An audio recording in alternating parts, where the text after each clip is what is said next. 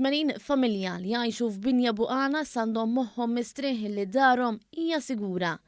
Dan wara li l-Gvern intervjena billi b'investiment kważi 3 miljun euro saħħaħ l-istruttura tal-binja li kienet inbniet fil-bidu ta' snin design minn Gvern Nazzjonalista.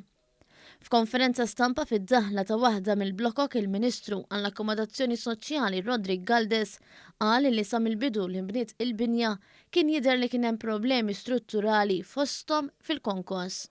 Din hija l-istorja ta' Binja Buqana li ilha għaddejja mill-1992-93. Irridu nifhmu wkoll li din kienet xi ħaġa endemika fil-proġetti tal-Gvern, sfortunatament taħt Gvern Nazzjonalista li l-kwalità tal-konkrit kien ikun difettuż u hemmhekk ikolli ngħid li hemm il-konvinzjoni morali tiegħi li hemm ukoll il-korruzzjoni involuta.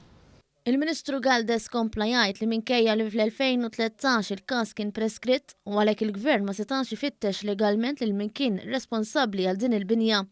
Xorta waħda intervjena sabiex 80 familja li jgħixu f'din il-binja ma jitħallewx fil-periklu li kienu ilhom snin jgħixu fih. Il-kap eżekuttiv tal-Awtorità tad-Djar Leonard McKay qal illi kien obbligu morali sabiex l-awtorità tintervjeni u tajn lil dawn il-familji. Minnaħa tagħha, il-perit spjegat ix-xogħlijiet li saru. Bdejna primarjament minn garaxxijiet dak kien proċess ta' 5 snin ta' xogħlijiet.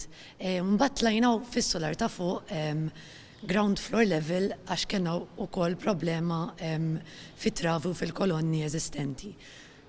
U nistgħu ngħidu issa li hawn 80 appartament u 80 familja nistgħu ngħidu din jgħixu mod sikur.